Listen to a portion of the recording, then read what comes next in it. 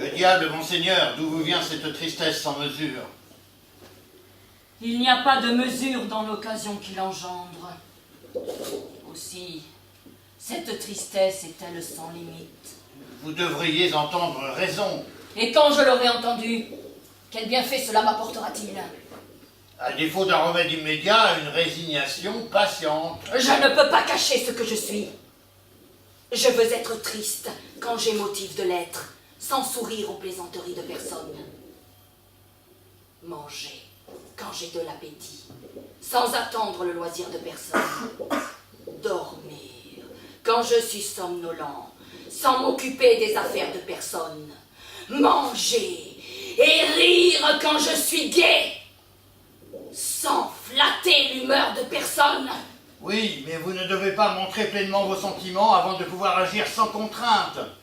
Vous vous êtes récemment rebellé contre votre frère, et il vient de vous rétablir dans ses bonnes grâces, où il vous est impossible de prendre racine sans le beau temps que vous ferez régner vous-même. À vous de créer la saison propice à votre récolte. Je préfère être une ronce dans une haie, plutôt qu'une rose dans ses bonnes grâces. Et mon sang s'accommode mieux d'être dédaigné par tous que de me fabriquer une conduite afin d'extorquer la sympathie de quiconque. En cela, si l'on ne peut pas dire de moi que je suis un honnête flagorneur, on ne saurait nier que je sois un franc scélérat. On me fait confiance muselée, et on me libère entravé. C'est pourquoi j'ai décidé de ne pas chanter dans ma cage. Si je disposais de ma gueule, je mordrais. Si j'avais ma liberté, j'agirais à ma guise. En attendant, laisse-moi être ce que je suis, et n'essaie pas de me changer.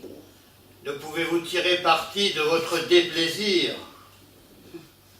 J'en tire pleinement parti, puisque je ne m'en départis jamais. Qui vient là? Quelle nouvelle, mon Région? Je reviens d'un grand dîner qui se donne là-bas. Le prince, votre frère, est royalement traité par Leonato. Et je peux vous révéler qu'un mariage se prépare.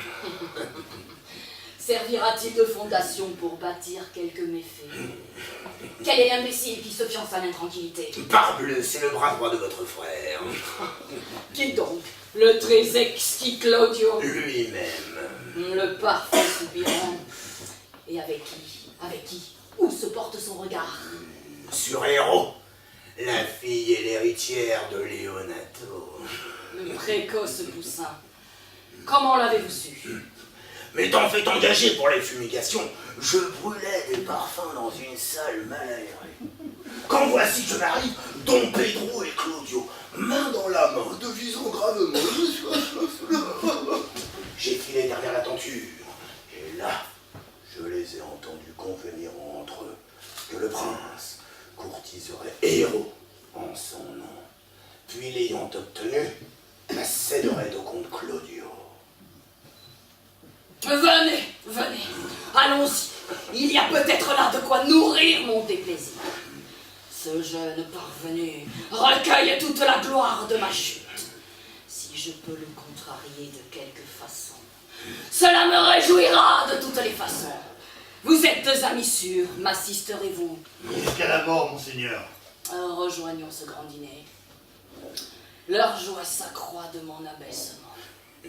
Ah. Si le cuisinier pensait comme moi, si nous allions voir ce qu'on peut faire. Nous sommes au service de votre seigneur.